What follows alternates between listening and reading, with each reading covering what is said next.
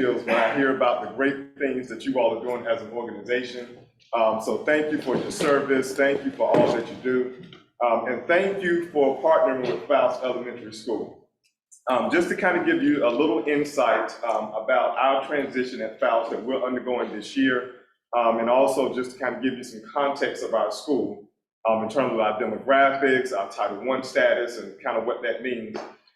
We are currently located on the campus of Jackson Middle School. So as you all know, the 2020 bond that passed a couple years ago, Faust Elementary is going to be a new school, new construction. And we're going to reopen as a magnet school, gaming and robotics. And so we are currently in the design phase in terms of programming, all of those great things that's happening right now. So while our new school is getting ready to be constructed, we are currently on the campus of Jackson Middle School. And so over the course of this summer, we had a lot of logistical planning we had to go through. Because when you think about taking an elementary school and putting us on a campus of a middle school, and the middle school is still in session, as you can imagine, it took a lot of intentional planning. When we think about just even the interaction between elementary and middle school, because of course, one of the questions that the parents have about Alston, what is my child's day gonna look like being on this middle school campus? And so just making sure that we put parents' mind at ease, that we have thought very intentionally about what their child's day is gonna look like, but also making sure that all of the safety protocols, that we adhere to those things and work very closely with the admin team at Jackson Middle to make sure all of those things are in place. And so we plan to be at Jackson Middle School for 2 years. It's when the construction is slated to be finished. So the new school, hopefully we don't run into any kind of shipping delays and all of that kind of stuff. So we're slated to open fall of 2024. Faust Elementary School this past year, I want to share some exciting news with you all. So every year when schools take our integrated assessments, each school receives a designation based on student growth and student performance. So either the school did not meet expected growth, we met expected growth, or we exceeded expected growth. So in Guilford County, of the, I can't remember the number of the total elementary schools, there were only 3 schools that exceeded expected growth. And Faust Elementary was one of those schools. And that is a huge accomplishment when you think about, thank you. So I wish I could take credit for that. I was not the principal last year at Faust. Mr. Dixon was the principal there, so I definitely, want to make sure that I recognize the great work that he did at Faust. But when you think about the fact that all of the things schools had to work through these past 2 years, Faust Elementary had an absenteeism rate of 43.8% last year. What that means is there were 43.8% of our students who missed 10% or more of the school year last year. And so trying to recover from all of the unfinished instruction and learning loss that every school is grappling with across the nation, that is a monumental feat for us to exceed what the state kind of recommended in terms of where students needed to be at the end of the year. So we exceeded that, so just definitely continue to build on that work. There was also a huge accomplishment when you think about the challenges that comes with being a Title I school. And what a Title I school, what that means is, based on the number of students who are identified as economically disadvantaged, we receive federal money in Title I dollars to help supplement some of the things that, in a sense, some schools, they just have. They can get from their PTA, they can get from just other organizations.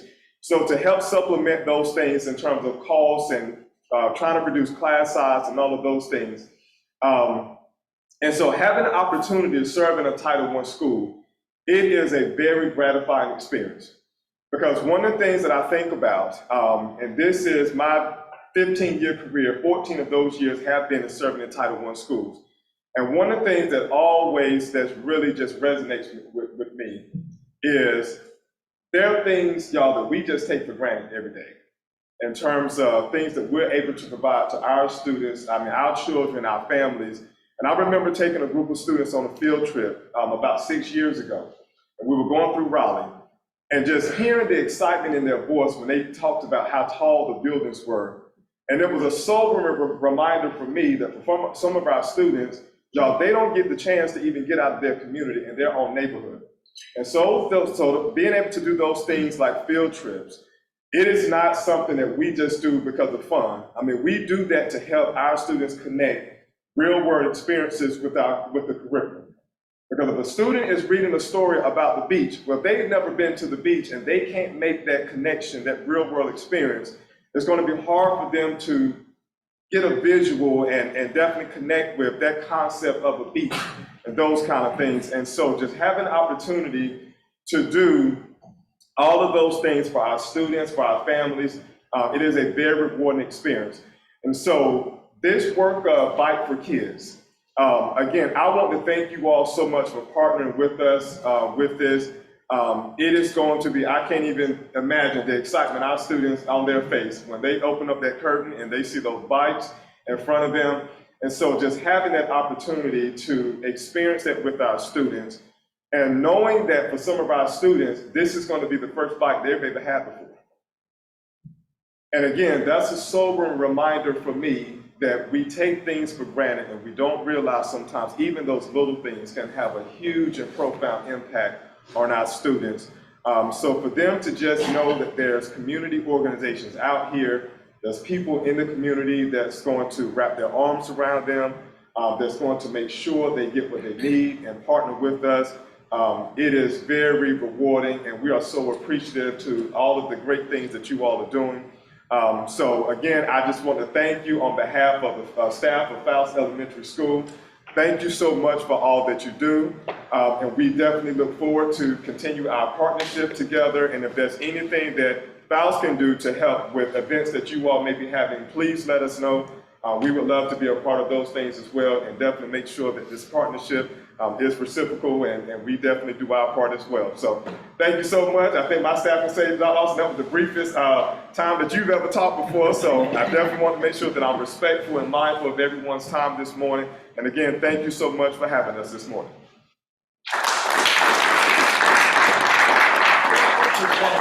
The county schools are Title I, do you know? That's a great question. So I want to say last year there were maybe about 80-something schools that were identified as Title I, but that number has increased by 4 more schools this year. So, so trying to stretch those federal dollars even more because there's more Title I schools. Some schools did lose some funding, some Title I funding last year. So for example, the school that I was at last year, Shady Brook in High Point, we lost about $18,000 in Title I funding. So we had to make some tough decisions in terms of how we were going to use our federal money as well. So, yep. Yes, sir. Oh, I'm sorry. Yes, ma'am. No, I was just going to say, our assembly date is November the 29th. We'll have the opportunity to go and assemble the bikes if you want to put that on your calendar. And the assembly date is November 30th. Yep. The next day. Distribution, right? The 30th is the distribution, not the 7th. Yes. And the assembly is November 29th, is that what you said? Right, so we'll have the opportunity to go and put the bikes together the day before at the school. Yep, yes, ma'am, correct. Can we get an email on that? Yeah. What time on the 30th? At 10 a.m. on the 30th.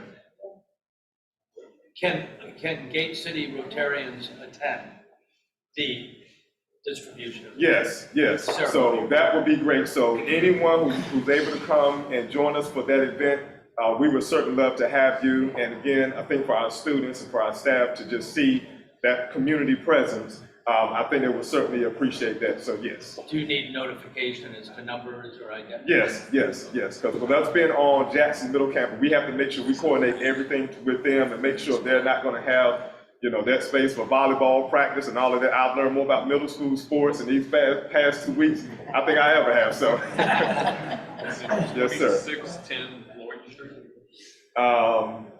Jackson Middle is located at 2200 Ontario Street.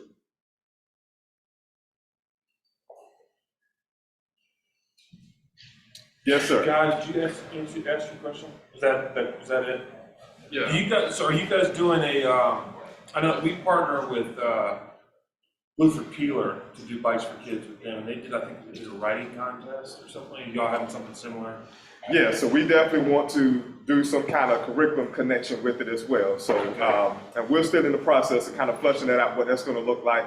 But I think that's a great idea, so writing contest. So I'll definitely get with the admin team at Peeler and see how they're doing that and how they're rolling that out. Ms. Reedus and Ms. Farmer Gills, but one of the things that I've had, so we're working with them on developing a curriculum, starting with their second graders for just basic financial literacy. I was sharing this with them earlier. And one of the challenges that they've had, not just with the curriculum, but with other things, has been parent engagement. Yes. And I'm not too familiar with all the Title I schools and what the challenges, but is that something that you guys have been facing, and is there some sort of initiative to kind of help with that? Yes, so that's a great question. So the first part of the question is, yes, we also experience challenges with parental involvement as well. And I think a part of what we've talked about with our school improvement team is, I think we have to kind of think about parental involvement a different way. Because parents who are able to show up at the school, yes, that's one way of being involved. But what about for that parent who can't make it to the school due to their work schedule or just other family responsibilities? Well, if I'm at home and I'm helping my child with their homework, I'm just as engaged as another parent. So I think we have to kind of just think about parental involvement and parental engagement a different way. I think the pandemic also forced us as educators to really think about how to utilize technology another way too. So there may be some times when we can do things virtual because it may be more convenient for the families, and we can connect with them that way. So it may not be them actually showing up at the physical schoolhouse, but how can we still connect and use technology to do that? So, so that's something that we're also thinking about and talking about as a school improvement team and as a school, just really thinking about parental involvement a different way as well. Yes, sir. I had a question about you said it's gaming and robotics? Yes, sir. So, I'm assuming that's a way to engage young kids in STEM, right? Yes, sir. So all the things that support it. I'm curious about the gaming part. I guess that's more to get them to buy in.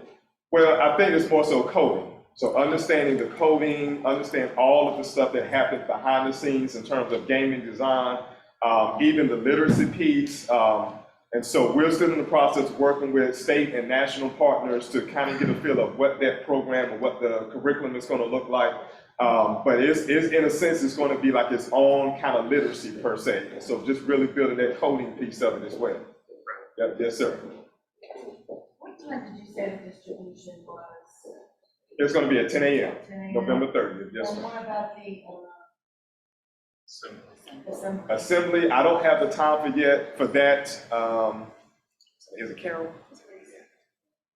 Carol, did you? Lisa, I'm sorry. Did you get anything about the assembly time? Yes, Or is that something we work with the district on? Okay. I think it's 10 o'clock. No, I'm sorry, for the bikes. Let's see. But I know the distribution is 10 a.m. November 30th, but I didn't I know had for 10:30. 10:30 on the 29th? Okay. To be announced. And this says, It's to be announced. this says, and I can confirm, I will confirm this before Okay. today, but, this says Cone Elementary, is that where we assemble? I haven't received that information, so yeah, Who are we're you to. communicating with? Is it Rob? Through Rob's, they've sent me the information. I spoke with him on the phone yesterday, he had no clue. His assistant is communicating. Is that Shell? We'll confirm. We've got some time before. Yeah, and we'll definitely get with our district public relations, Wanda Edwards, to definitely work through that piece of it as well. Yeah, we'll make sure. we Yes, got it ma'am. Yes, straight ma'am. before then. We do Question know- on the bond that just passed recently, how much does that address things like the Title I schools at all? So that's a great question. So part of the 2022 bond, every school across the district is going to get safety upgrades, cameras, a lot of safety things. Faust was in the 2020 bond that passed 2 years ago. So part of our new construction, I think our total cost is about 30 million, last thing that I saw. So totally new school design, all of the safety upgrades is a part of that money that passed the 2020 for Faust. So yes, yes, sir. I have another question. Lisa, Yes, sir.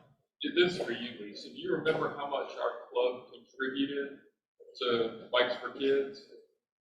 Well, a couple of years ago, we raised part of it, but I think it was a total of 7,000. Because this is a smaller school. Some of them are like in the $10,000 range. So Bob found us found us a smaller school. And what I would hope is that we can apply for a district grant next year in the spring.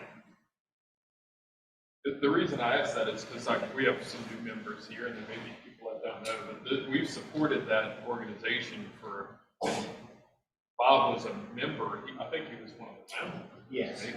Of this club. He's a past president of this club.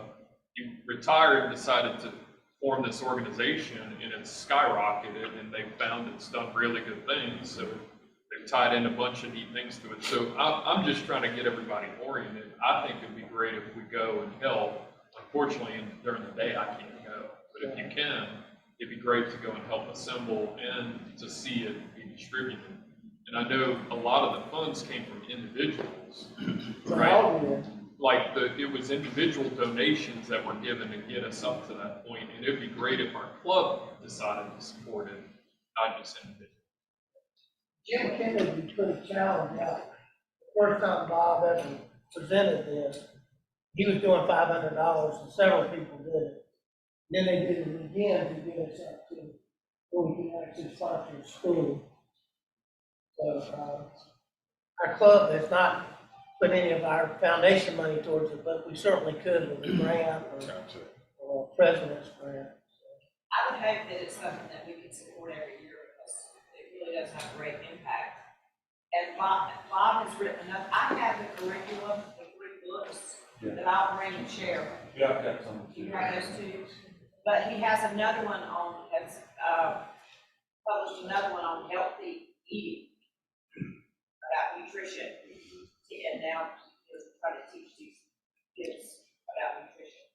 I wonder if it was always on a weekday though, because I remember taking my girls to assemble, and there were a lot of families in it.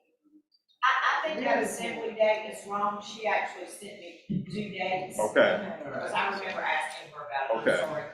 Next that, I'm not sure when the assembly date is, so we'll confirm that. Do we know how many bikes we're going to be assembling? So from my understanding, this is as of today, so it might be subject to change. So I think it's just 3rd grade, and right now we have approximately 50 3rd grade students. Now that's just right now based on our total enrollment. We have about 240 as our total enrollment. But of course, over the next couple of years, especially when the new school is built, our full capacity can be up to 700 students. So just kind of have some context about that as well. That's a great question. We're hoping we get some more 3rd graders so we don't lose a teacher. All right. Thank you for what you do. Well, thank you.